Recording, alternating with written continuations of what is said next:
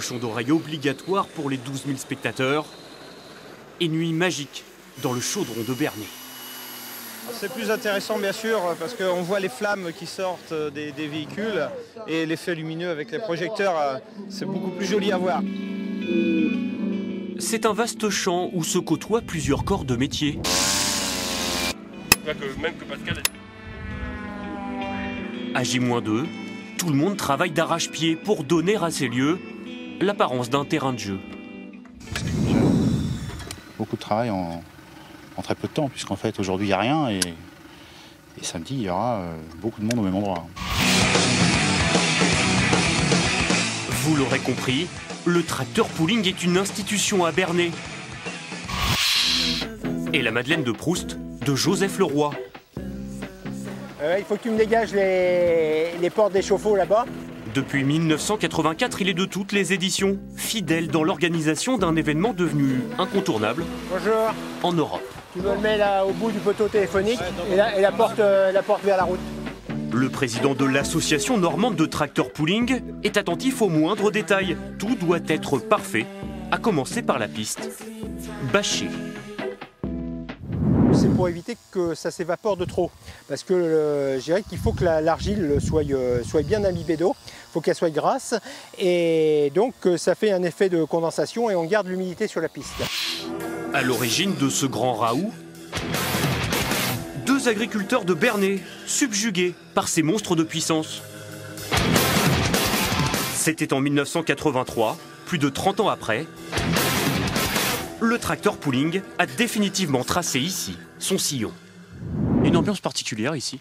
Ah ouais, là c'est le chaudron. Je peux vous dire que moi j'ai fait toutes les pistes de tracteur pooling de France. Je les ai faites pendant 30 ans. Et il n'y en a pas une seule qui arrive à la cheville de Bernay. Elles sont dans les bungalows. Ouais, elles sont dans les bungalows.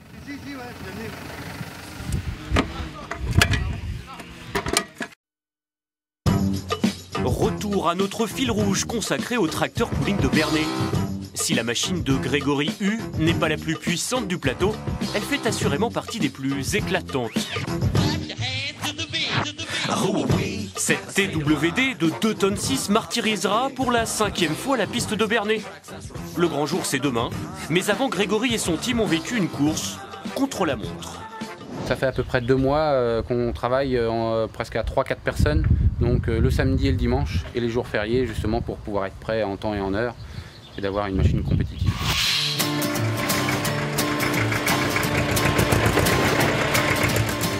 « 15e participation pour Grégory, et à chaque fois, c'est le même manège.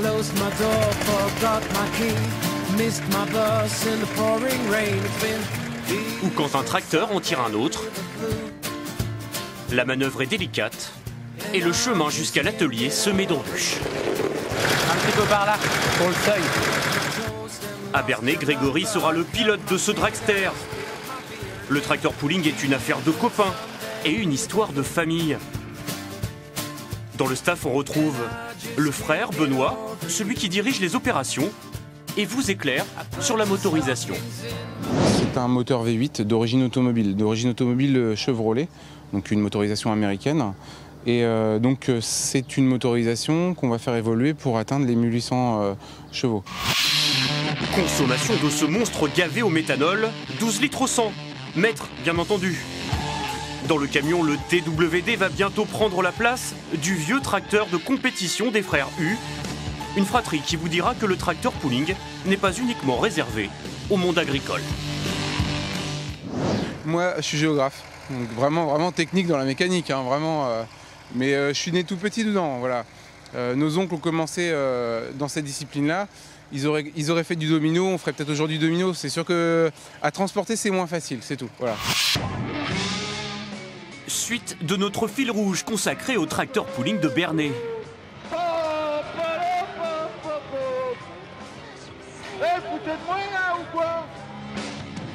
Le show a enfin commencé. Le tractodrome est en ébullition. L'heure du grand frisson pour Grégory U et Excalibur, sa TWD de 1800 chevaux. Prêts tous les deux pour à peine 10 secondes de sensations fortes. Surtout pas faire de bêtises avant tout et Bien faire attention de ne pas partir trop sec mais pas trop mou non plus. Derrière Excalibur, une remorque lestée d'un godet qui glisse de plus en plus vers l'avant, jusqu'à stopper net la machine de Grégory qui n'atteindra pas les 100 mètres. Le full pool. Aïe aïe aïe, il manque pas grand chose. Le tracteur pooling est une bataille d'ego. C'est à celui qui aura la plus grosse motorisation. On a vu le chasseur sortir de l'avant du tracteur. Le liquide de refroidissement, merci. À ce jeu-là, Néerlandais, Danois ou Finlandais ont une longueur d'avance, aussi bien dans la conception des engins que dans la technique de pilotage. À fond, toujours, mais avec quelques subtilités quand même. Ça dépend déjà du pilote, de la façon dont vous répartissez les poids sur le tracteur, puis de la pression des pneus, ça fait beaucoup de facteurs.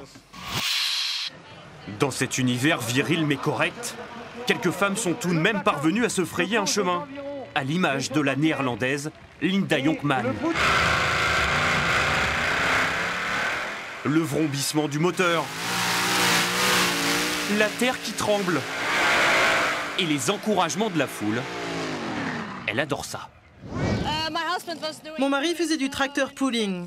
Un jour, il m'a dit lors d'une compétition en France, « Tu vas conduire ». J'ai tout de suite accroché et depuis, je ne lâche plus le volant. Suite et fin de cette 32e édition du tracteur pooling de Bernay. Entre chiens et loups, les choses sérieuses commencent. Place aux moteurs d'avion et autres turbines d'hélicoptères. Bouchon d'oreille obligatoire pour les 12 000 spectateurs. Et nuit magique dans le chaudron de Bernay. C'est plus intéressant bien sûr parce qu'on voit les flammes qui sortent des véhicules et l'effet lumineux avec les projecteurs, c'est beaucoup plus joli à voir. J'adore la mécanique et comme là avec les tracteurs qui ont plusieurs moteurs, comment coupler tout sur une boîte de vitesse, c'est super intéressant ce qu'ils font. C'est bien quoi, ça pète.